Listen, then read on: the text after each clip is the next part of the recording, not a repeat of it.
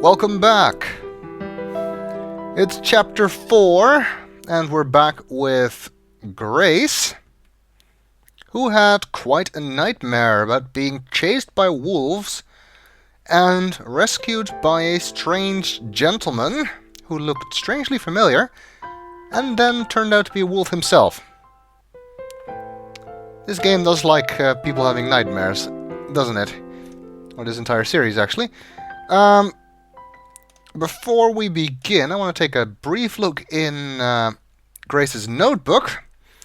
If I'm not mistaken, we have a new section, the Smith Wolf, based on our encounter with the Smiths last night.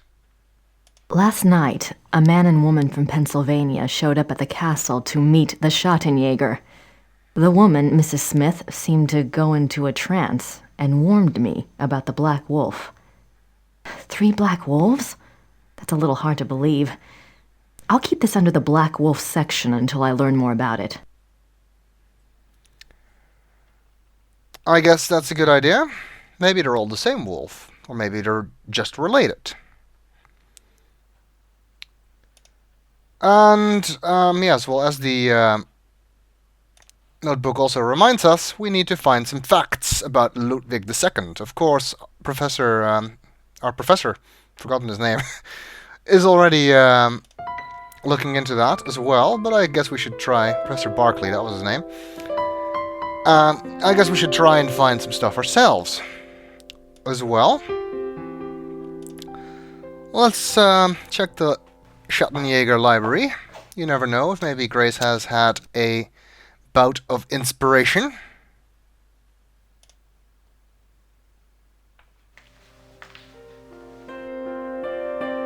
I wish I could read these biographies of Ludwig. Wait a minute. Ludwig II, fairy tale king of Bavaria. I didn't see this before. Yep, English.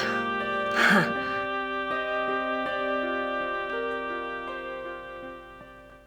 Where the hell did that come from? I guess Gerda was using it and put it back or something. It was definitely not there before. There's nothing else on werewolves in the occult section. I'm not sure what other case books would be relevant. Okay, so I guess the Ludwig book it is for now. Let's read it. Ludwig II, Fairy Tale King of Bavaria, by Sir Richmond Chaphill.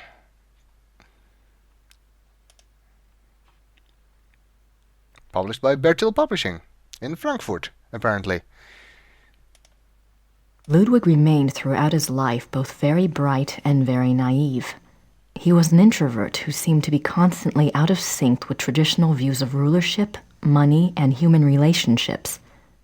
The world ever failed to match his ideals. Perhaps this was a fault of his sheltered upbringing as future king. He never was introduced to the real world, and the real world failed to interest him as an adult. In his youth, Ludwig was in fine physical condition and loved to hike alone in the Alps and ride horses. He had a hunting lodge, Schahen, specifically for this purpose. Unfortunately, in 1872, a rather traumatic hunting accident befell the king at Schahen, and his leg was cruelly damaged. He never fully recovered from this incident, and his hiking and riding ceased. His physical health deteriorated from that time on, and explains why he looked so unhealthy in later years. A hunting accident? Must have been quite the accident. Other than his long-standing friendship with the Empress Elizabeth of Austria and with his mother, the relationships Ludwig attempted with others were nearly always a disappointment for him and a bewilderment for his partners. He would become obsessed with someone, a singer, an artist, a nobleman or a peasant, and would bombard them with gifts, praise, and favors. When they would fail to return the depths of rapturous passion he required, the singular adoration and humble obedience he expected, he would grow disappointed and cut himself off from them. The objects of his interest were occasionally women, usually ones he fell in love with after seeing them in idealized roles on the stage, but they were more often young men who fit his fantasies of the heroic sagas like Lohengrin, and Parsifal that he so loved. It is a matter of historic fact that Ludwig II was quite likely gay. I do believe. A good example of the king's obsessive behavior in relationships is the following letter from the Königlich Bayerische archives, which this author was privileged to access. It is dated 1864, and it was written by Ludwig's manservant, Paul, to a friend. The king has been in high mood these days. The reason, of course, is a new interest. Thursday last, the king attended a performance of Lohengrin in the Wittelsbacher Theater. He came back in a fever, demanding that a man be found. The man, it was gathered, had been sitting in a box across from Ludwig and had drawn the king's attention by his beauty and his deep emotional response to the performance. The king declared that here at last is a sensitive soul. The man was tracked down and brought in for an audience. Upon my word, never have I seen any mind so in line with His Majesty's own. They discussed Wagner and France and Byron and all manner of things until long past dawn. The young man, beautiful indeed to look upon, met the king's enthusiasm and knowledge bit for bit. Interesting. His Majesty has been in the thick of it ever since, and while I welcome his good temper, I grow tired of fetching letters back and forth to Louis, so called by His Majesty, that should tell you who the young man looks like, at all hours of the night. This author has not been able to learn much about Louis, but he was known to have been a seemingly high-bred foreigner, and he was involved with Ludwig as late as 1880, when he fell into disfavor. I wonder who this Louis was. It's not surprising that the author of this book couldn't find much about him, because as far as I can tell, he didn't exist. This is where the lines of historical fact and fiction begin to blur. The king, especially later in life, felt a great deal of guilt about his sensual nature. His diaries are full of repentant entries begging God for forgiveness and swearing to remain pure. In many of the diary entries, he swears to abstain from sexual relations.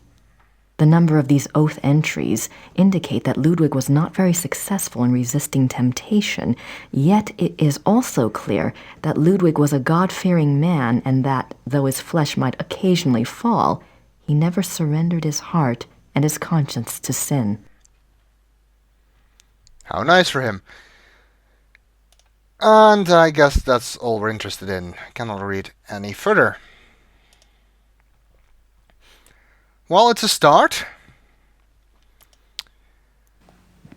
And I think we should go and see whether or not the letter from Gabriel has arrived. And for that we actually need to go to the post office, strangely enough. The letter is not delivered to the castle. We need to pick it up ourselves. I wonder what Gerda's up to. Yep, she is conspicuous by her absence. I guess she's in town somewhere. Maybe we'll come across her.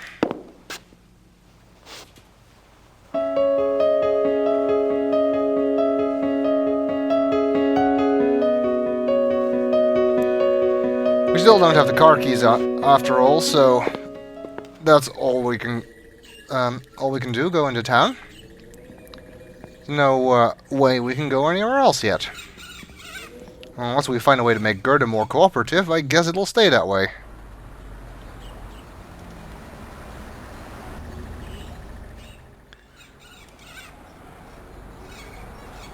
Let's see if that letter arrived. There's no one. Oh. Meant to click on the bell. Guten Tag. Grüß Gott, Frau Nakimura. Ich habe etwas für Sie.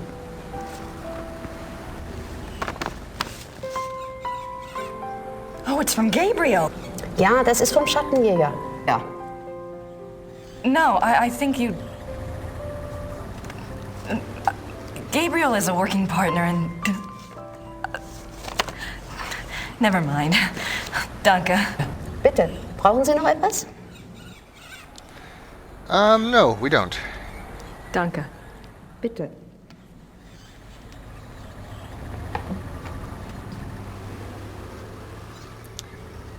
Alright, letter from Gabriel has arrived. I guess he overnighted it.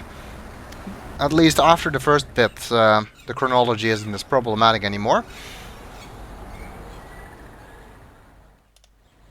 Although still somewhat questionable, I suppose. Because if he did overnight it, I guess we still would have had to skip a day. There's no indication we did. Anyway, let's see